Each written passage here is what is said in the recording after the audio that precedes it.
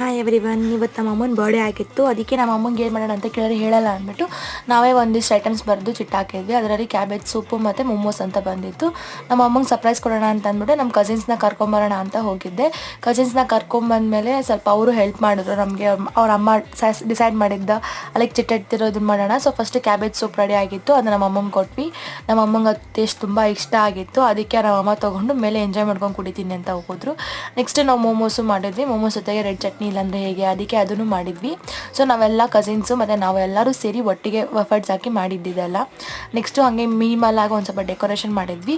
ಅದೇ ಟೈಮ್ಗೆ ನಮ್ಮಮ್ಮ ಟೆಂಪಲ್ಗೆ ಹೋಗ್ತೀನಿ ಅಂತ ಹೋಗ್ಬಿಟ್ರು. ಅದಕ್ಕೆ ನಾವೆಲ್ಲ ಕೂತ್ಕೊಂಡು ಇಲ್ಲಿ ಎಂಜಾಯ್ ಮಾಡ್ತಾಯಿದ್ವಿ. ನಮ್ಮಮ್ಮ ಪ್ರೂಫ್ ಅಂತ ಅಂದ್ಬಿಟ್ಟು ವೀಡಿಯೋ ಕೂಡ ಕಳಿಸಿದ್ರು, ರಶ್ ಆಗಿದೆ ನೋಡು ಬರ್ತೀನಿ ಅಂತ. ಅವ್ರು ಬಂದಮೇಲೆ ಕೇಕ್ ಕಟ್ ಮಾಡಿ, ಫಸ್ಟ್ ಟೈಮ್ ಅವ್ರು ಕೇಕ್ ಕಟ್ ಮಾಡಿದಂತೆ. ಸೊ ಹಾಗಾಗಿ ತುಂಬ ಖುಷಿಯಾಗಿದ್ರು ನಮ್ಮಮ್ಮ ಕೇಕ್ ಕಟ್ ಮಾಡಿದ್ದೀನಿ ಅಂತ. ಲಾಸ್ಟಿಗೆ ನಮ್ಮ ತಂಗೀರನ್ನೆಲ್ಲ ಹೋಗಿ ನಮ್ಮ ಆಂಟಿ ಮನೆಗೆ ವಾಪಸ್ ಬಿಟ್ಬಿಟ್ಟು ಡೇನ ಮುಗಿಸಿದ್ವಿ. ಇದಾಗಿದೆ ನನ್ನ ಮಿನಿ ವ್ಲಾಗ್. ಇಷ್ಟ ಆಗಿದೆ